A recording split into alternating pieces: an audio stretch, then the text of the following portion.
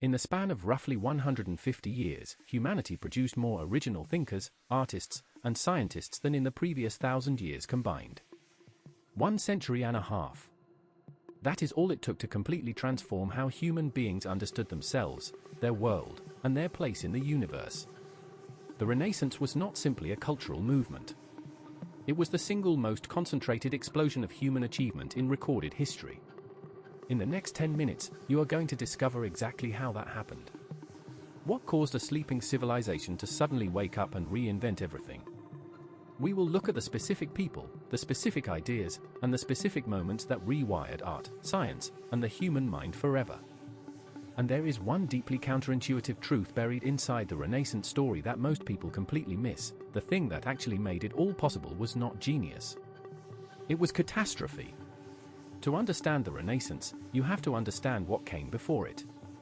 Medieval Europe was a world organized almost entirely around a single authority, the Catholic Church. For roughly 1,000 years following the fall of the Western Roman Empire in 476 AD, European intellectual life was largely defined by theology. That is not to say nothing was created. Gothic cathedrals are architectural masterpieces. Scholastic philosophy produced extraordinary thinkers. But the fundamental questions of how nature works, what the human body looks like on the inside, what the stars actually are, these were largely considered answered by scripture, not investigation. Art in this period reflected that worldview. Figures were flat, symbolic, and stylized. Perspective did not exist. Human bodies were not studied from life. They were copied from religious iconography. The purpose of art was not to represent reality. It was to communicate spiritual truth. And that framing, dominant for a millennium, was about to collapse. The catalyst was not a single genius. It was the Black Death. Between 1347 and 1351, bubonic plague killed an estimated 30 to 60% of Europe's entire population. In some cities, 2 out of every 3 people were dead within months. Florence, the city that would become the birthplace of the Renaissance, lost roughly half its people. That level of death does something to a civilization psychologically. It forces a confrontation with human mortality that no theology can fully absorb. People stopped asking only about heaven. They started asking about life, about the body, about the world they could actually see and touch. That shift in attention, from the divine to the human, is the seed of everything the Renaissance became. The word Renaissance means rebirth. Specifically, it refers to the rediscovery of ancient Greek and Roman knowledge. When the Byzantine Empire fell to the Ottoman Turks in 1453, thousands of Greek scholars fled west into Italy, carrying manuscripts that had not been read in Western Europe for centuries. Works by Plato, Aristotle, Euclid, Archimedes, and Galen suddenly became available. And what European intellectuals found inside those manuscripts was staggering. The ancient world had been deeply curious about nature, the human form, mathematics, and empirical observation. That curiosity had been largely dormant in medieval Europe. Now it roared back to life. But here is what nobody talks about when it comes to the Renaissance. The money mattered as much as the ideas. The Medici family of Florence were not artists or scientists. They were bankers. Extraordinarily wealthy bankers who understood that cultural prestige was a form of political power. They funded painters, sculptors, architects, poets, and philosophers the way modern tech companies fund startups. Lorenzo de' Medici, known as Lorenzo the Magnificent, turned Florence into a kind of intellectual venture capital firm. Without that financial infrastructure, Botticelli does not paint the birth of Venus. Michelangelo does not carve David. Leonardo does not have the freedom to pursue everything that obsessed him. Leonardo da Vinci is the most famous Renaissance figure for a reason that goes beyond talent. He represents the defining Renaissance ideal, the homo universale, or universal man. The idea that a single human being could master art, science, engineering, anatomy, music, philosophy, and architecture simultaneously. Leonardo filled over 5,000 pages of notebooks with drawings and observations that would not be matched in their scientific precision for centuries.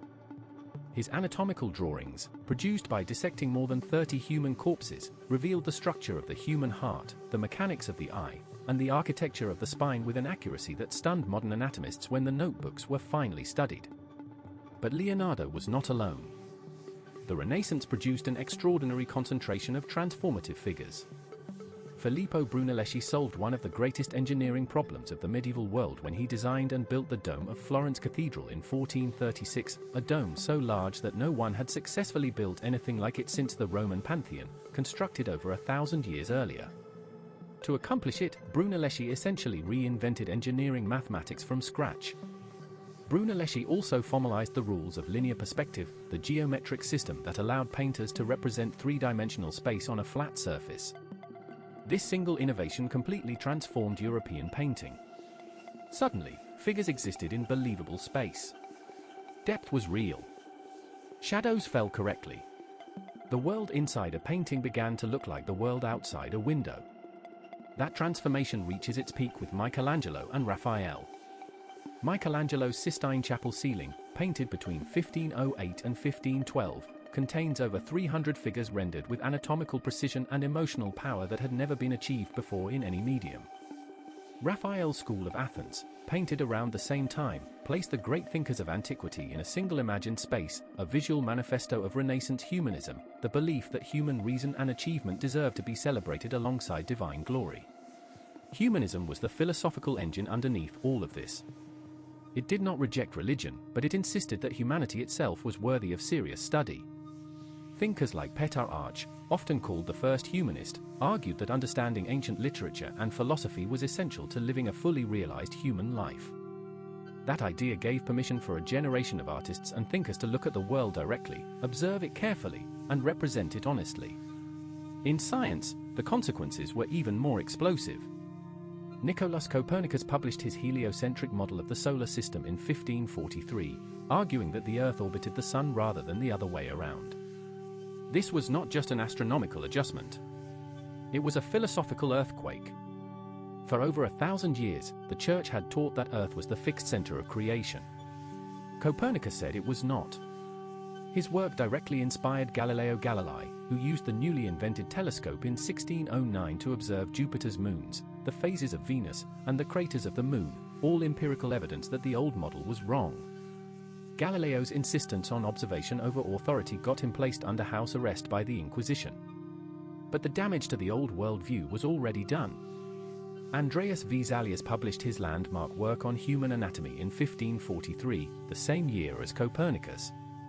Based on actual dissections, it corrected over 200 errors in the ancient texts of Galen that had been accepted as medical truth for over 1,000 years.